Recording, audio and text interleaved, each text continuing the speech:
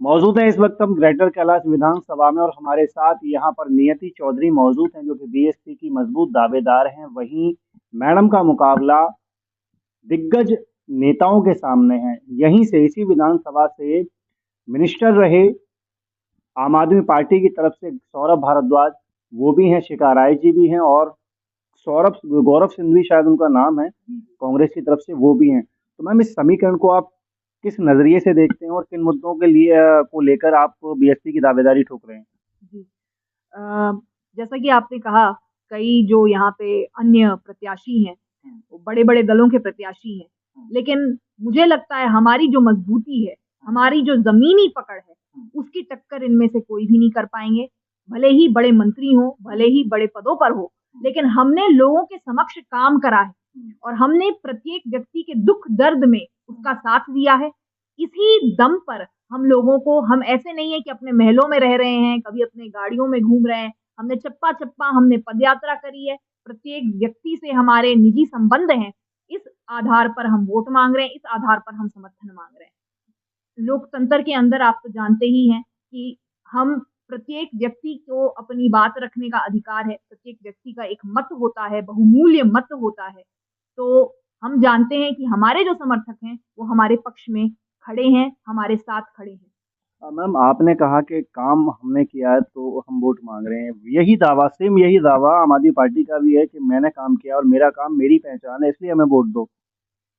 देखिए जी, अ, अन्य दलों के ऊपर तो बहुत अधिक मैं टिप्पणी नहीं करना चाहूँगी, लेकिन हमने ज़मीन पर काम किया है, ये मैं आपको प्रमाण सहित बोल सकती हूँ। चाहे वो अ, जिन लोगों को आर्थिक रूप से सहयोग की आवश्यकता थी, जिन लोगों की सुनवाई नहीं हो रही थी, उन सभी का हमने सहयोग किया है और हमें पता है कि जनता हमें उसके लिए आशीर्वाद अवश्य देगी और ये हमारा विश्वास है। ग्रेटर कैलाश क्षेत्र जो है वो एक हॉट सीट मानी जाती है, तो इसके मुद्दों को पर बात कर लेते हैं। क्या मुद्दे रहेंगे इस बार चुनाव के जिसमें आप जिनको आप लेकर आ रहे हैं? जी, ग्रेटर कैलाश हॉट सीट जैसा कि आपने कहा ये एक विश्वास है ऐसा जनता के अंदर और इस क्षेत्र में यदि हम देखें तो एक मिक्स्ड किस्म का क्षेत्र है। ये मैं इसलिए कह रही हूँ क्योंकि इसमें कुछ गाँव भी पड़ते हैं, ज़मरूदपुर, चिराग दिल्ली, शाहपुर जाट और इसके अंदर कुछ झुग्गी-झोपड़ियाँ भी आती हैं, जैसे कि जगदम्बा कैंप जो कि दक्षिण दिल्ली का सबसे विशाल झुग्गी-झोपड़ी कॉन्ग्लोमरेट है और इसके अतिरिक्त यहाँ कई पॉश कॉलोनीज़ भी आती हैं दिल्ली की। तो यदि आप देखेंगे अब हम इनको एक वन साइज़ फिट्स ऑल नज़र से नहीं देख सकते, क्योंकि स्वाभाविक है जो जीके की समस्याएँ हैं, वो चिराग दिल्ली की नहीं होंगी, जो चिराग दिल्ली की समस्याएँ हैं, वो जगदम्बा कैंप में नहीं होंगी। अभी जगदम्बा कैंप की मैं आपको बात बताती हूँ, वहाँ पे एक बर्निंग मुद्दा जो रहा है कि वहाँ पे नालियों का ना तो उनकी देख-रेख करी गई है, ना तो पर्याप्त मात्रा में उनकी सफाई करी गई है और अभी चुनाव क्योंकि निकट हैं, इसलिए वहाँ पर काम शुरू किया गया है। तो नालियों का काम ये एक बहुत बड़ा बर्निंग मुद्दा है। फिर जब आप आएँगे रेज़िडेंशियल इलाकों में, निवासियों क्षेत्र में, तो यहाँ पे भयंकर एन्क्रोचमेंट है। आप किसी भी आरडब्ल्यूए के पास चले जाइए, उनके निरंतर कंप्लेंट्स रहे हैं कि जो एन्क्रोचर्स हैं, जो पार्किंग माफिया हैं, उनकी कोई सुनवाई नहीं हो रही आरडब्ल्यूएस की। सब आपस में मिले हुए हैं प्रशासन के साथ और जो साधारण व्यक्ति है, जो यहाँ का निवासी है, उसको समस्या हो रही है। ऐसी-ऐसी समस्याएँ हो गई हैं, लोग सड़क पे चल नहीं पा रहे हैं, उनके एक्सीडेंट्स हो रहे हैं, हर जगह गाड़ियाँ पार्क्ड हैं या फिर अ, जो है हम कह सकते हैं रेहड़ी वाले लगे पड़े हैं, जो अनऑथराइज़्ड है उसके अंदर। तो ये कुछ बर्निंग इश्यूज़ हमारी रहेंगी। इसके अतिरिक्त सैनिटेशन की भी प्रॉब्लम है, प्रदूषण, वायु प्रदूषण बहुत बड़ा प्रॉब्लम है। यहाँ पे जो बुज़ुर्ग हैं, उनकी जो स्थिति है, वो पहले से ही सेंसिटिव स्थिति है।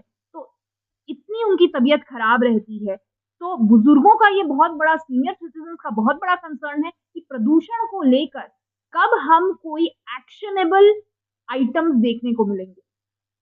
तमाम धुरंधर है मैडम आपके सामने। एक तरफ आप हैं, आपकी पार्टी है, बीएसपी भी एक राष्ट्रीय स्तरीय पार्टी है, तो इस बार का जो समीकरण है, मुकाबला है, किस तरीके से आप देखते हैं?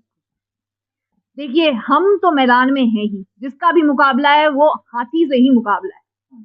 बीएसपी एक राष्ट्रीय स्तर की पार्टी है और एकमात्र राष्ट्रीय पार्टी है जिसकी की अध्यक्ष एक महिला हैं, स्वयं मायावती जी, 4 बार मुख्यमंत्री रही हैं उत्तर प्रदेश की, वो हमारा प्रेरणा स्रोत हैं और हम मैदान में हैं, उन्हीं के नाम से हैं, उन्हीं के चुनाव चिन्ह से हैं, हाथी से ही हैं। तो जैसा कि आपने कहा अन्य भी दावेदार हैं, लेकिन हाथी की टक्कर करने वाला मुझे नहीं लगता कि कोई है। 1100 की बात आ रही है, 2100 की बात आ रही है, 2500 की भी बात आई है और इस सारे प्रकरण को अगर देखा जाए तो आपकी पार्टी और आप किस तरीके से देखते हैं और आपकी तरफ से क्या योजनाएँ रहेंगी? जी, देखिए ये आपने बहुत अच्छी बात उठाई क्योंकि ये दर्शाता है कि महिलाएँ कितनी महत्वपूर्ण हैं किसी भी पार्टी को सत्ता में लाने के लिए। तभी तो सब महिलाओं को साधने के लिए अन्य प्रकार के प्रलोभन दे रहे हैं। लेकिन हम कहते हैं कि आप प्रलोभन से आप लोगों को जोड़ना चाहते हैं, हम प्रशिक्षण से लोगों को जोड़ना चाहते हैं। ये लोग राशि दे रहे हैं, ये एक कहावत है बहुत फ़ेमस कि आप 1 दिन की किसी को खाने का दे सकते हैं या आप उसे स्वावलंबन दे सकते हैं जिससे कि वो स्वयं का पालन-पोषण कर सके, अपने परिवार का पालन-पोषण कर सके।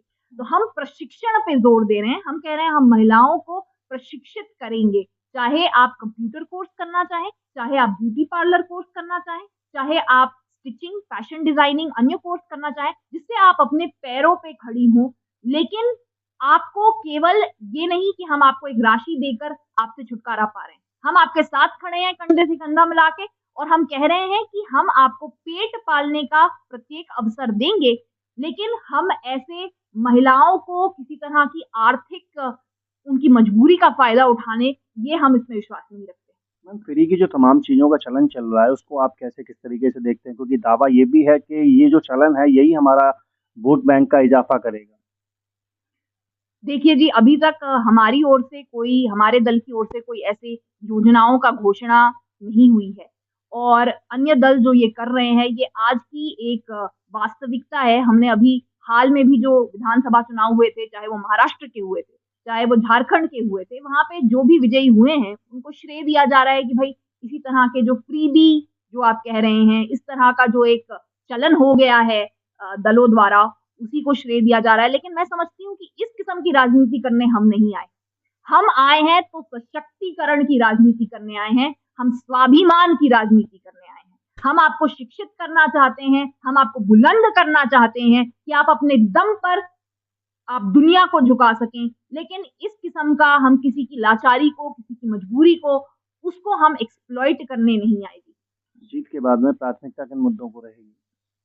देखिए क्वालिटी ऑफ लाइफ और नागरिक सेवाएँ, ये हमारी प्राथमिकता है। हम चाहते हैं कि प्रत्येक व्यक्ति को नागरिक सेवाएँ एक उत्तम स्तर की मिले और हम यह भी चाहते हैं कि प्रत्येक व्यक्ति की सुनवाई भी हो। कई बार हम देखते हैं कि लोग अपने मुद्दे रख नहीं पाते, तो इस तरह की एक व्यवस्था हो कि प्रत्येक व्यक्ति अपनी आवाज़ बुलंदी से रख सके और कई जगहों में हमने ये भी देखा है कि नित्य रूप से मेंटेनेंस के कार्य नहीं हो रहे, तो ये एक बहुत महत्वपूर्ण बिंदु है हमारे लिए कि समय-समय पर प्रत्येक क्वार्टर पर, जैसे बिज़नेस साइकिल जो होता है प्रत्येक क्वार्टर पे होता है, तो इसमें जैसे सीवर की क्लीनिंग प्रत्येक क्वार्टर पर या फिर पाइपलाइन की क्लीनिंग प्रत्येक क्वार्टर पर। इस तरह से हम अपने गवर्नेंस व्यवस्था में, प्रशासन व्यवस्था में एक अकाउंटेबिलिटी लेके आना चाहते हैं।